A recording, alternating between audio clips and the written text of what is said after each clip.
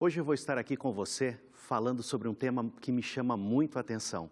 Há muitas perguntas da humanidade, de todo ser humano. Qual é a maior pergunta? Hoje aqui, agora aqui, com você no Esperança em Tempo de Crise.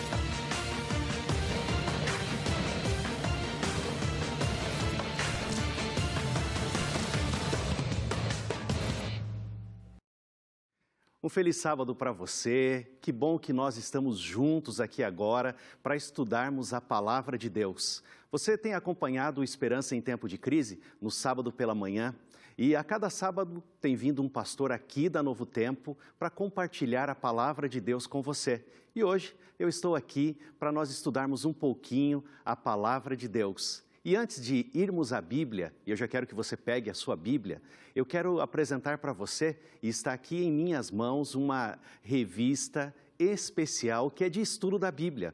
E é um presente para você, que está no norte, no sul, no leste ou no oeste do Brasil. Estou mostrando aqui, para você esta revista chamada Evidências. E esta revista Evidências você pode receber gratuitamente. É só dar um alô, ligar para nós, tem um número de WhatsApp, é 0 operadora 12 983 16 7797. Você liga para nós e nós vamos, manda um WhatsApp para nós, melhor, e nós vamos enviar para você gratuitamente. É um presente aqui da Novo Tempo, dos Anjos da Esperança, para você. Tá bem? Peça a sua revista, você vai gostar muito de estudar os temas que estão aqui nesse material que é tão importante e profundo. Mas também você pode ligar para nós. Como que eu ligo? Eu vou dizer para você. É 0 operadora 12 21 27 31 21.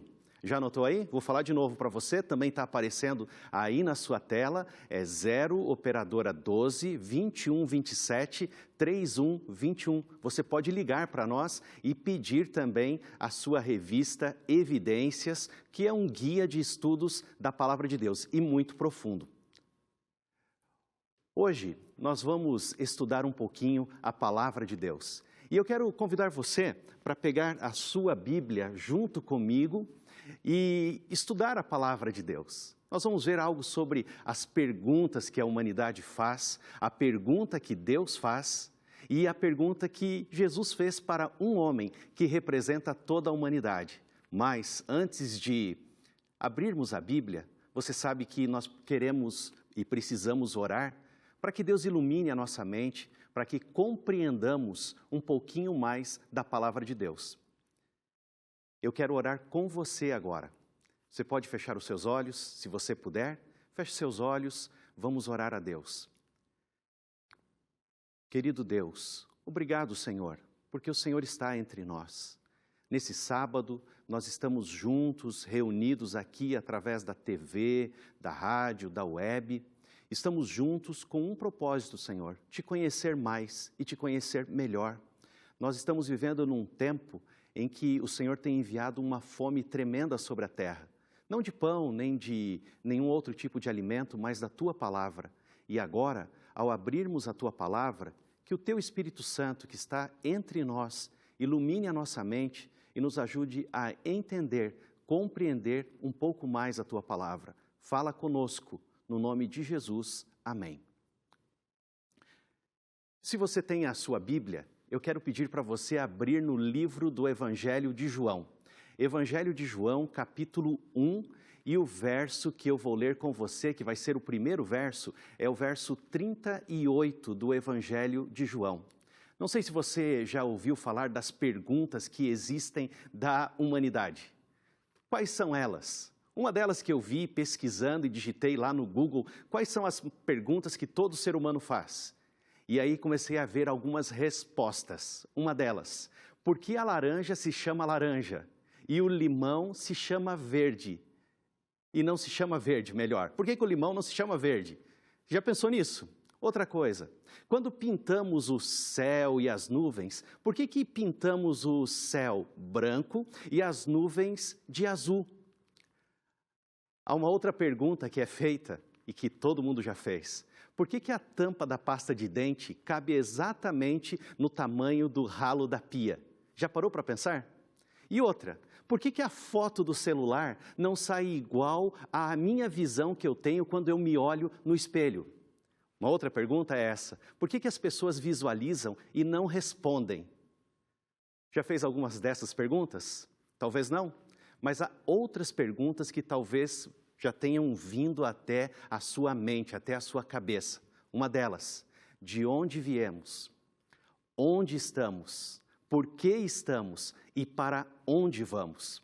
Para todas essas perguntas, o Google ou qualquer outro buscador não apresentou respostas. Mas para as respostas que você não encontra na internet, a palavra de Deus traz para você.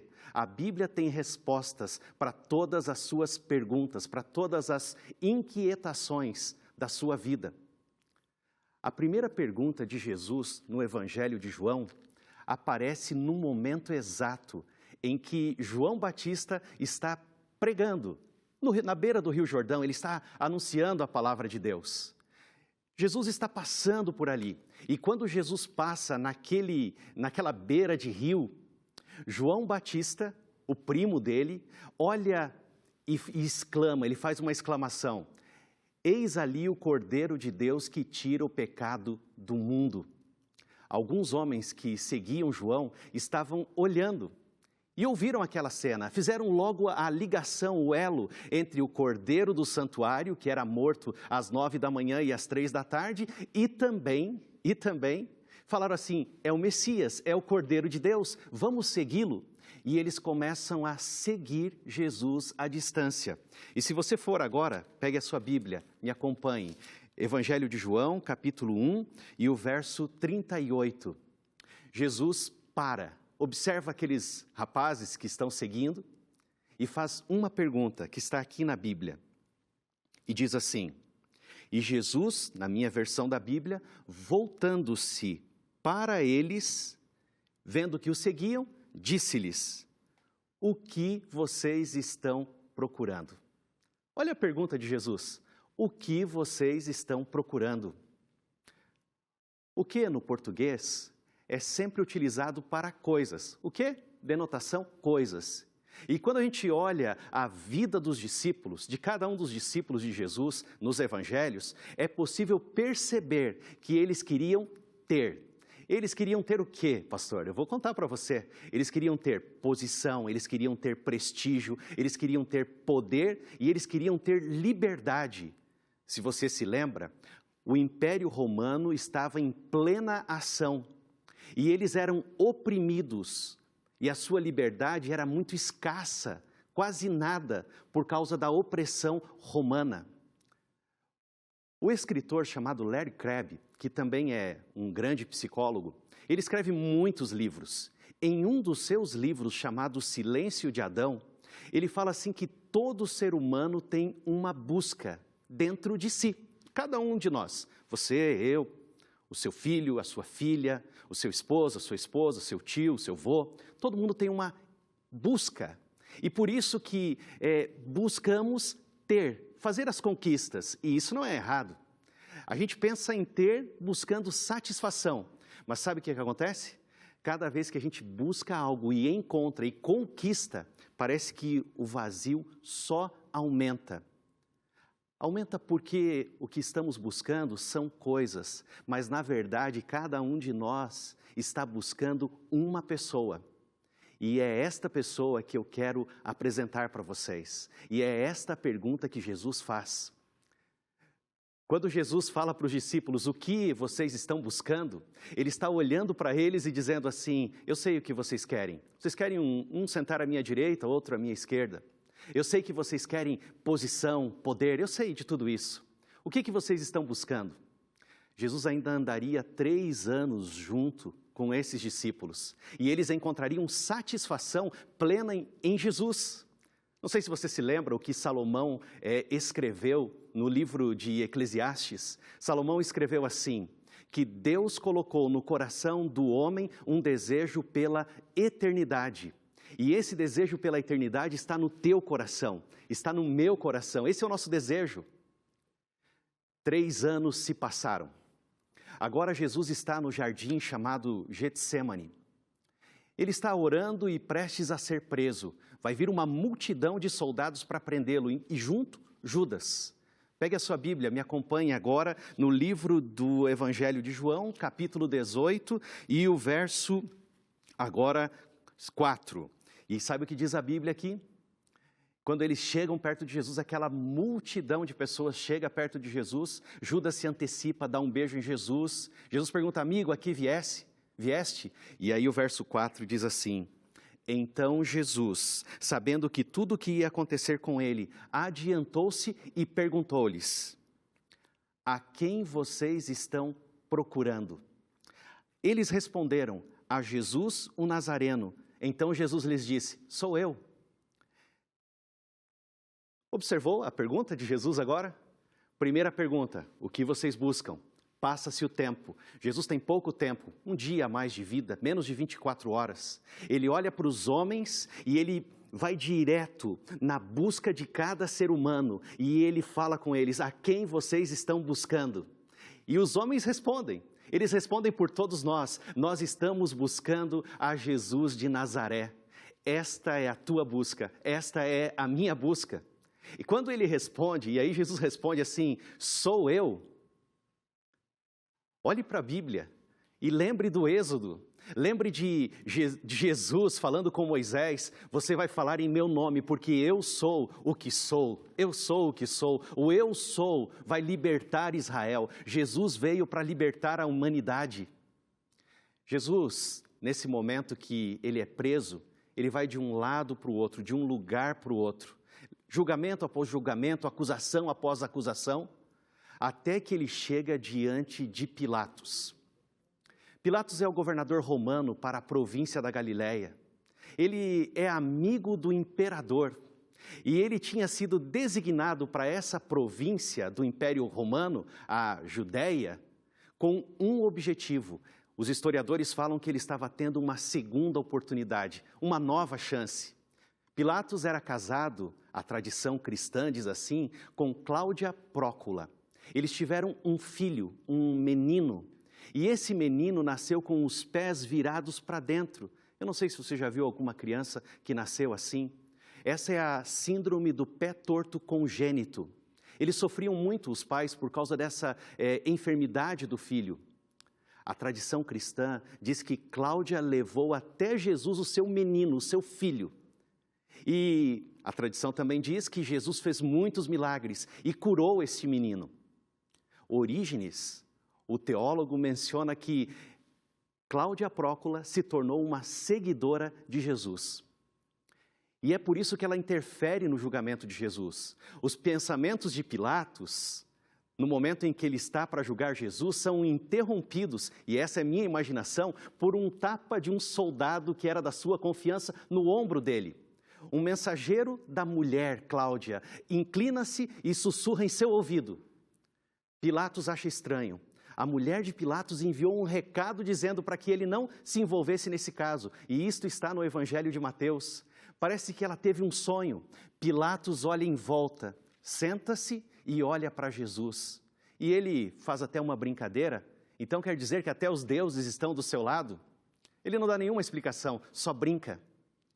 Ele já havia se sentado nesta cadeira antes.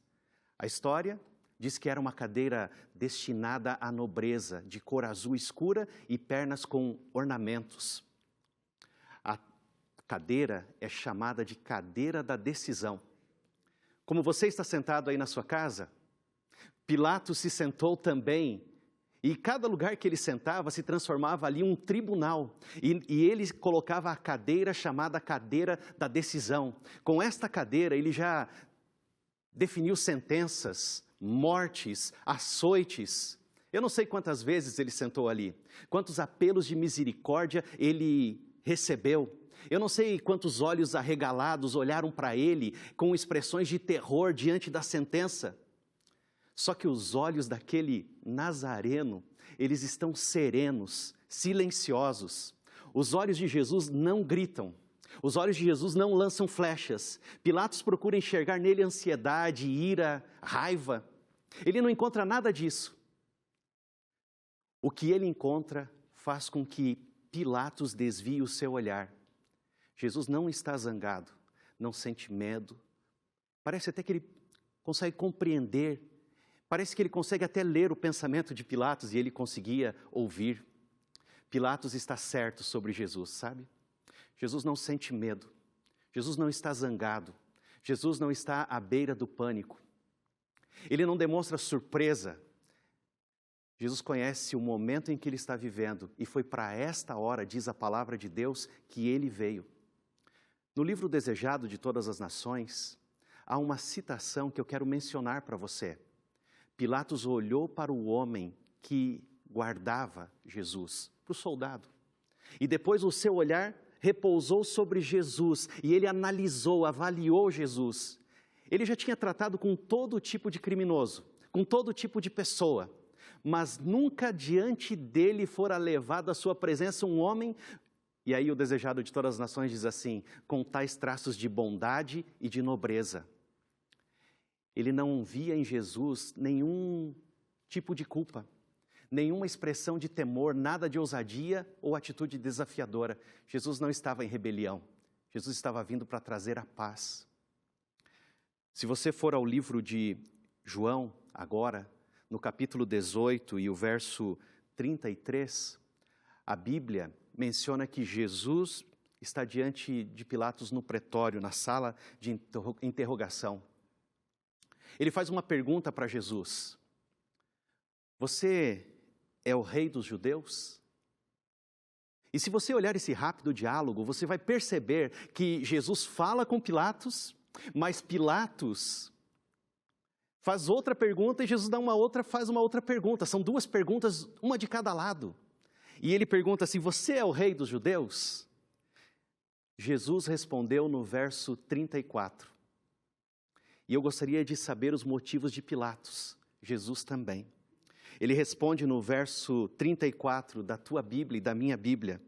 Esta pergunta vem de ti mesmo ou foram outros que te disseram a meu respeito? Jesus queria saber a razão da pergunta de Pilatos. Se Pilatos tivesse dito, como você precisa responder hoje e eu, diante da cadeira da decisão, essa pergunta é minha. Eu quero muito saber, eu desejo saber, eu tenho curiosidade de saber. Você é o rei que todo mundo diz ser? No julgamento de Pilatos, se você observar os evangelhos, ele muda 4 vezes. Ele parece aqueles bonecos de posto de gasolina que são movimentados pelo ar, pelo vento. Ele vai de um lado para o outro 4 vezes, ele é agitado. Pilatos ouve muitas vozes, são tantas vozes que ele ouve. Ele ouve a voz da concessão, a voz da conveniência, ele ouve a voz dos políticos, ele ouve a voz da consciência. E agora está ouvindo a voz suave e firme de Jesus. O livro de João fala que ninguém teria nenhuma autoridade sobre Jesus, a não ser que fosse dada pelo Pai. Karl Barth, um teólogo, ele fala assim, Jesus jamais confessou sua messianidade, até o momento em que ele foi impedido de fundar uma religião. E agora ele confessa sua messianidade, entendeu? Olha o que Jesus faz. Jesus faz assim, enquanto queriam que eu falasse, eu não falei. Mas agora que vocês não querem que eu fale, eu falo. Essa pergunta vem de ti mesmo ou outros te disseram a meu respeito? Pilatos era um filósofo. Pilatos buscava a verdade. Pilatos queria a verdade. Essa era a busca dele. Pela verdade, a vida inteira, em todas as províncias que ele trabalhou, ele queria a verdade.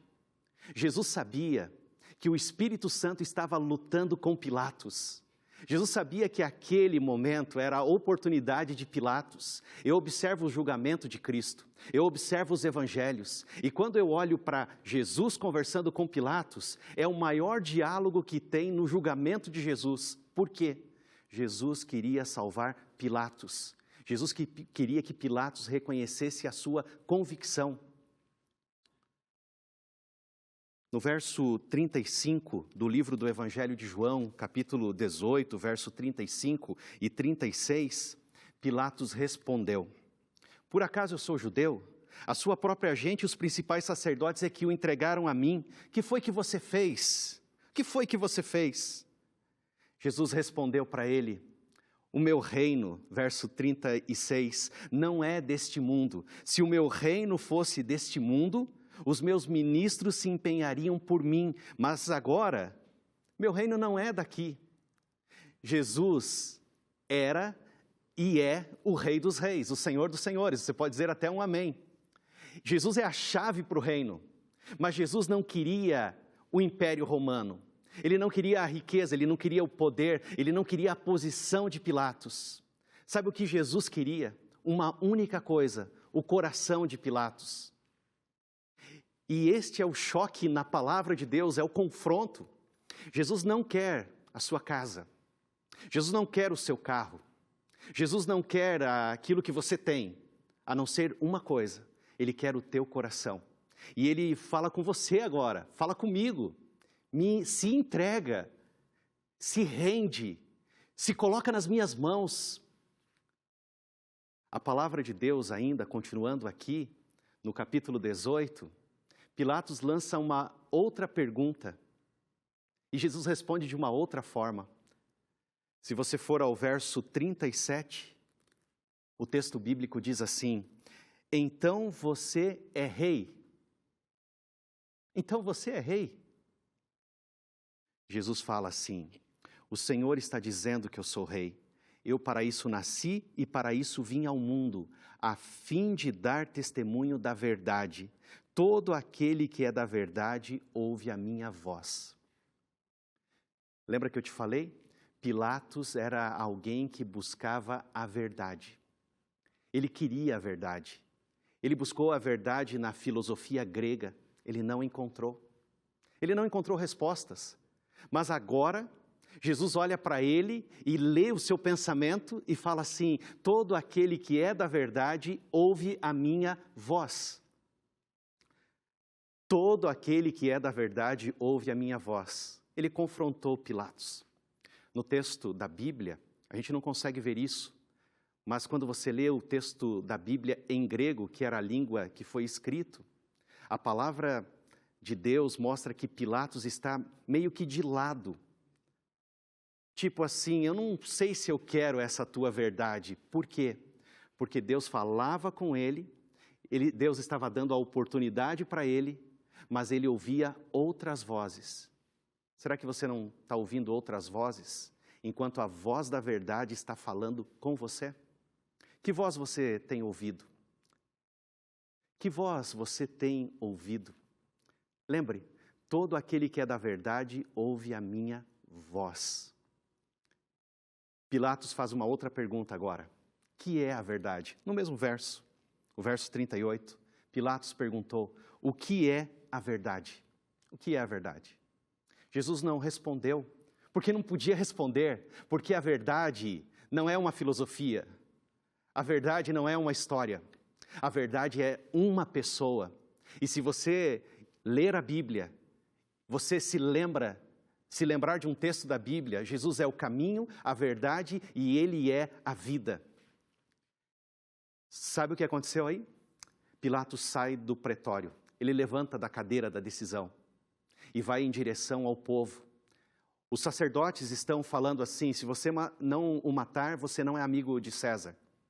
E ele lança uma pergunta, que é a pergunta que você e eu precisaremos responder: o que eu farei de Jesus chamado Cristo? Ele faz essa pergunta: o que eu farei de Jesus chamado Cristo? Ele sabe que Jesus é inocente, Jesus não tem culpa alguma. O que farei de Jesus chamado Cristo? Eu li uma história de um povo da caverna. Eles moravam numa caverna fria, úmida e escura. Esse povo que morava na caverna não conhecia luz, só escuridão. Não conhecia calor, só o frio e a umidade. De repente, apareceu um estranho dentro da caverna. Ele apareceu dentro da caverna, um estranho. E quando esse estranho entra ali na caverna, ele começa a amontoar algumas coisas, e o povo da caverna começa a se aglomerar, eles começam a vir perto dele. E eles estão ali. De repente ele se abaixa, arruma, ajeita, de um lado para o outro, e eles falam assim: ei, o que você está fazendo? O que você está fazendo? Nenhuma resposta. Um outro grita: o que é isso? Nenhuma resposta. Até que ele se abaixa e coloca fogo na pilha de lenha. Ao colocar fogo na pilha de lenha, a luz ilumina toda a caverna iluminada. O povo da caverna, que nunca havia visto a luz, cobre o rosto e se volta. E a história diz assim, que eles falavam: apague isto, apague essa luz, está machucando os meus olhos, apague essa luz. E o estranho fala pela primeira vez: cheguem perto, venham perto aqui. Aqui está quente, o frio vai ir embora e vocês vão conseguir enxergar coisas que vocês jamais viram. Não, apague isso, você está louco, a gente não quer chegar perto daí. Aí o estranho diz assim: a luz sempre machuca antes de ajudar. E o estranho continuava convidando: venham, venham, cheguem perto, aqui está quente, aqui está calor. O frio vai embora, aqui tem luz. E sabe eles? Nada. Até que uma mulher se aproximou. A mulher se aproximou e falou assim: é verdade, aqui está mais quente, aqui está quente. Aqui está calor, o frio está indo embora, venham. Eles falaram: não nos afaste, não nos aproxime da tua loucura. Mulher, fique quieta e volte para cá. Ela falou: eu não posso, aqui está muito quente. Aqui eu não tenho mais frio, aqui eu consigo ver coisas que eu não via. A mulher olha para aquele estranho desconhecido e fala assim: eu preciso voltar para eles, mas eu não quero me afastar do fogo. O estranho se abaixa, pega um graveto, um galho, em chamas e entrega na mão da mulher. E fala para ela assim: vá e leve a luz para eles. Vá e leve a luz, aqueça o coração deles. Eu estou aqui com a minha Bíblia. Eu represento aquela mulher hoje aqui. O estranho é Jesus que entrou no nosso mundo. E eu agora trago a chama da palavra de Deus para você. Eu agora trago para você a palavra de Deus e eu falo para você: eu trago luz para você, eu trago verdade para você. Amigos que estão na rádio, eu estou segurando a minha Bíblia, porque a minha Bíblia, a palavra de Deus, é a luz para você, a luz que você precisa, você que é da verdade.